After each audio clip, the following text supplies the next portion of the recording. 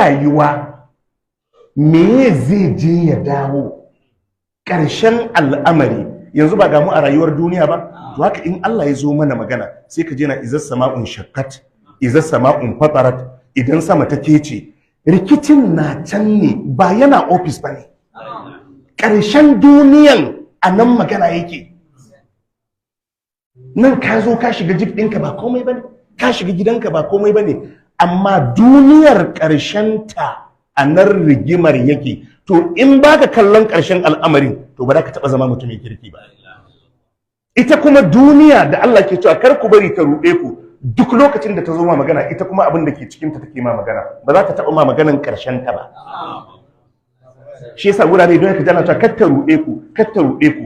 Ita idan ta zo maka magana, manyan gidaje, manyan motoci, ɗinki, ina za ka je, ina za ka dawo. Shi kuma Allah ba wannan zai nuna maka ƙarshen yaya za ta zo. Dukka kalli kisoshi da Allah ya ba mu a Qur'ani, dukka kalli kisoshi da Allah ya ba mu a Qur'ani, idan yazo sai ce awalam yasiru fil ardi أولم يسيروا في الأرض فينظروا كيف كان عاقبة الذين من قبلهم كانوا أشد منهم قوة وأثاروا الأرض وأمروها أكثر مما عمروها وجاءتهم رسلهم بالبينات فما كان الله ليظلمهم ولكن كانوا أنفسهم يظلمون ثم كان عاقبة الذين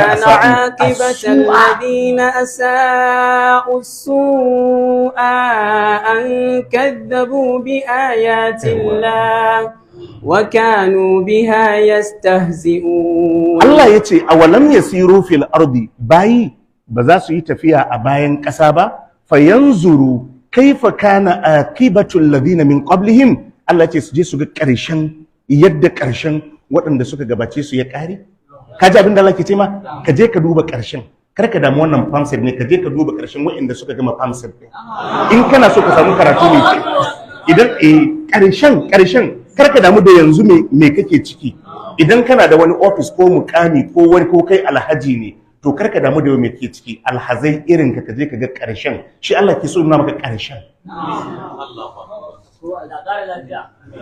To duk abin da Allah ya ɗauko wa'azi wa bawa sai ce ma ka kula da ƙarshe.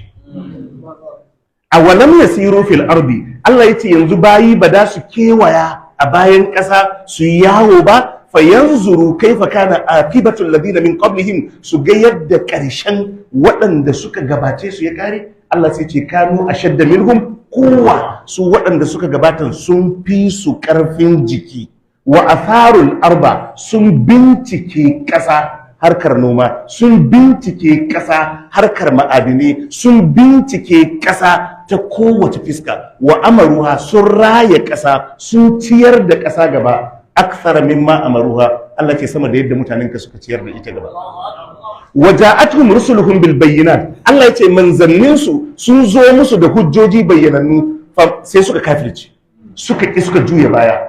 Allah sai ya halakar da su. Allah ce fama kana Allah liyazlimahum, Allah bai musu haka don ya zalunce su ba, walakin kanu anfusahum yazlimun. Allah ce sai dai su ne suka zalunci kansu. Sai Allah ce thumma kana aqibatal ladina asa'u as-su'a, Allah ce sai ƙarshen waɗanda suka yi mummunan aiki, Allah ya ce ya zan mummuna.